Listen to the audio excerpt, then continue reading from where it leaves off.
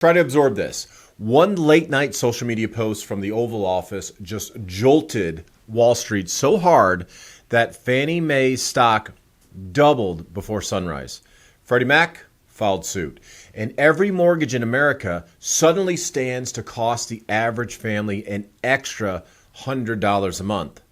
Unless the plan behind the tweet lands perfectly. That alone is reason enough to talk, but the stakes are even bigger. After 17 years in federal limbo, the two government-sponsored giants that underwrite roughly half of all U.S. home loans are finally being pushed out of conservatorship. They're going private again, and this time Washington says it will keep an implicit guarantee in its back pocket, a wink and a nod promise to rescue them if disaster strikes.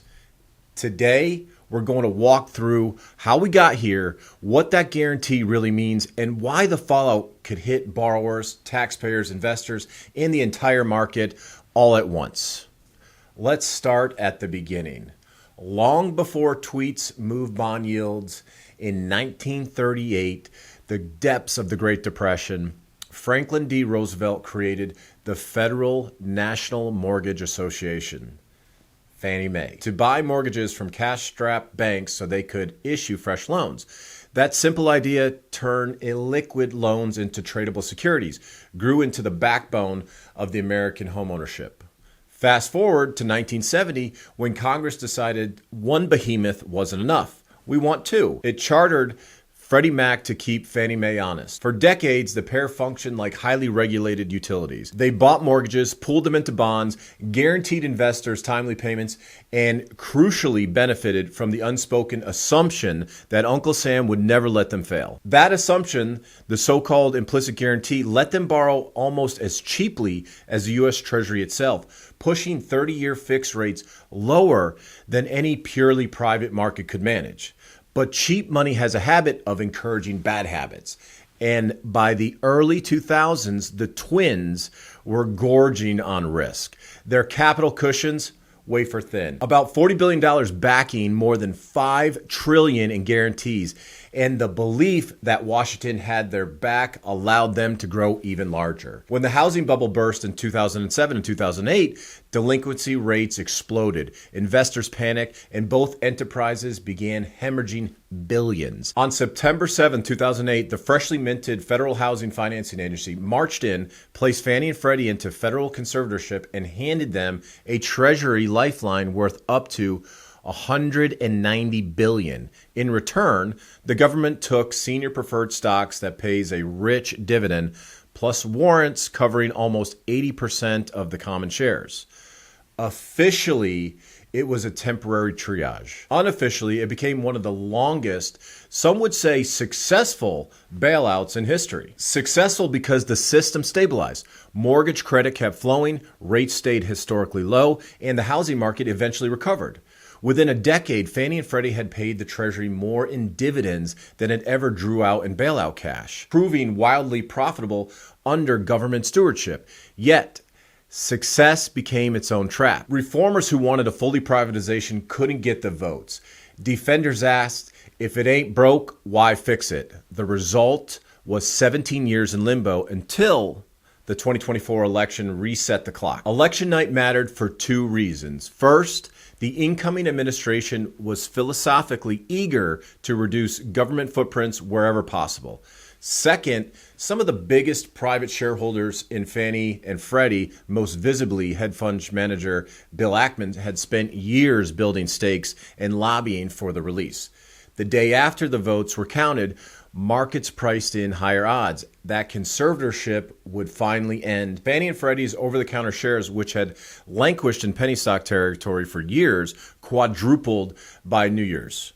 But investors still lacked one ingredient that moves real money, a clear policy blueprint. That clarity arrived the other night.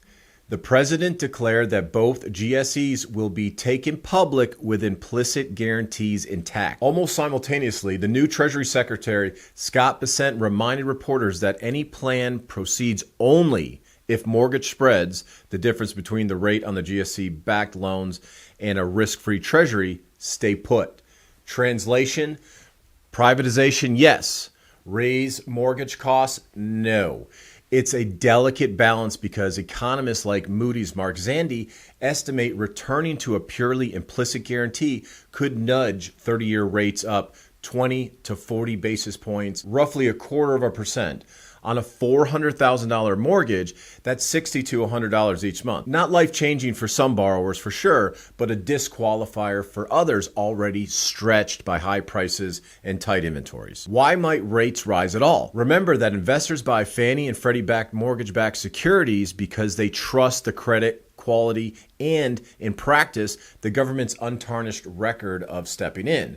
Under conservatorship, the backing is functionally explicit.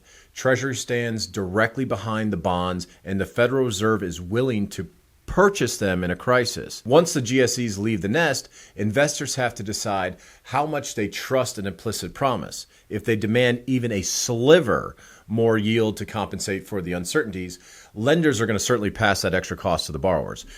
We are going to be the ones that pay for it, no doubt about it. Treasury can try to offset that with lower guarantee fees, but there is no free lunch. Someone, borrower, taxpayer, or shareholder has to absorb the risk premium. And there is risk. To exit conservatorship, Fannie and Freddie must raise somewhere north of $200 billion in fresh equity to meet modern capital standards.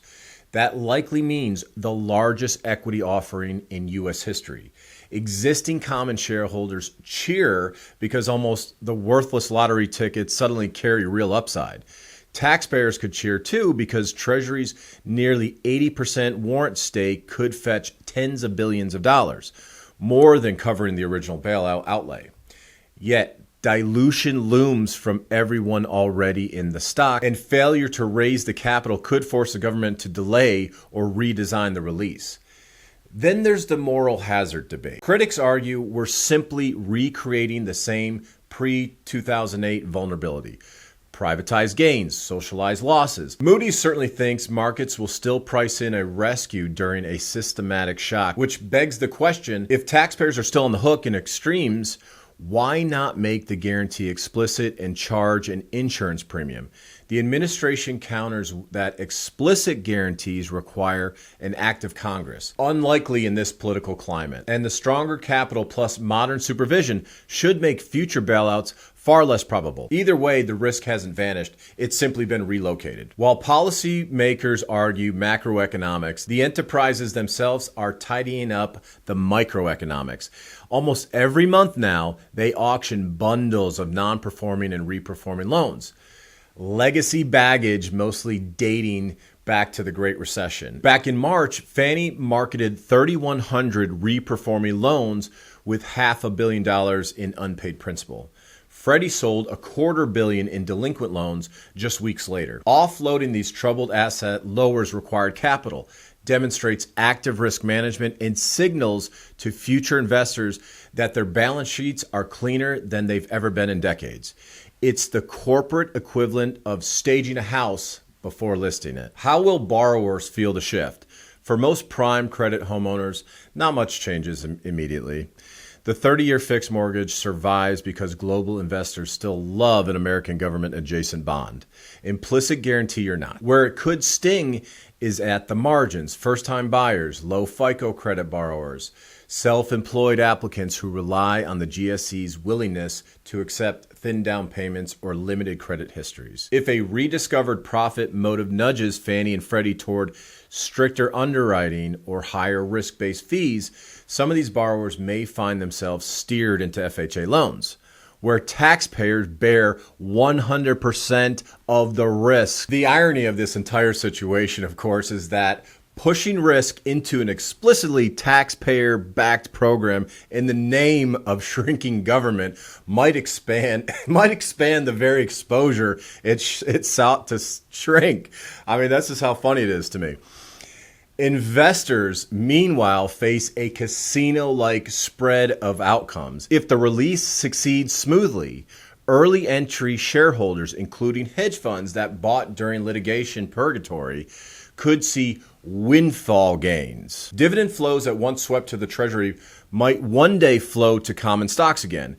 But success depends on flawless execution, raising capital without rattling the bondholders, preserving the uniform MBS market that lets lenders hedge loans, and above all, persuading global investors that the implicit guarantees still feel as good as gold.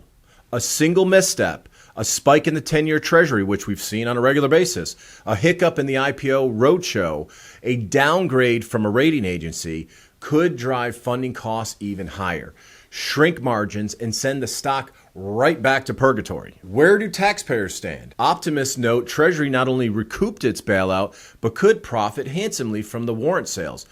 Pessimists counter that any future housing crash will still land on the public balance sheet, implicit guarantee or not. The truth likely lives in between. Better capitalized GSEs should handle moderate stress without government cash, but in a 20% nationwide price drop, think 2008 rerun, Washington could feel compelled to intervene. The cost of the intervention might be lower, yes, but the political optics would be identical. Bailout again. So what happens next? Treasury insists the release will not precede a comprehensive study of mortgage rate effects, and it openly links the timeline to progress on trade and tax legislation. That likely pushes a formal exit into late 2026 at the earliest. Between now and then, expect FHFA to finalize new capital rules, the enterprises to keep selling non-performing loans, and bond traders to watch every tiny move in the 10-year yield for clues about mortgage spreads. If the spreads stay tame, markets will assume the plan sticks. If they widen, even modestly, political momentum could stall. For borrowers, the smartest play is simple. Rate lock decisions should hinge on personal budgets, not policy forecasts. If a quarter-point swing jeopardizes approval, consider locking sooner. For real estate professionals, explaining this saga to clients becomes a value add because the headlines will make it sound as though mortgages themselves are being reinvented. They aren't.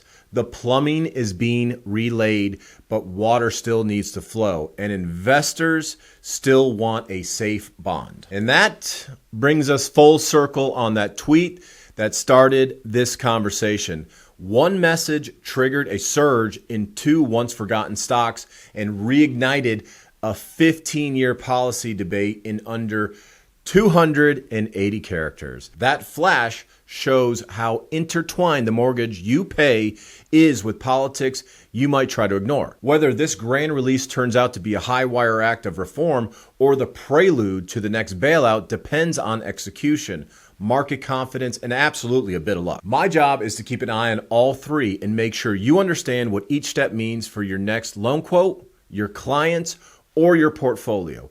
If you found today's deep dive helpful, do me a favor. Share it, subscribe, smash that button, drop some questions. I'm happy to discuss. I find this entire situation incredibly fascinating because it intertwines so many different things. Fannie and Freddie Mac, this story, it's far from over, and the next chapter could hit your wallet sooner than you think. And that, my friends, I've got to tell you, it's guaranteed.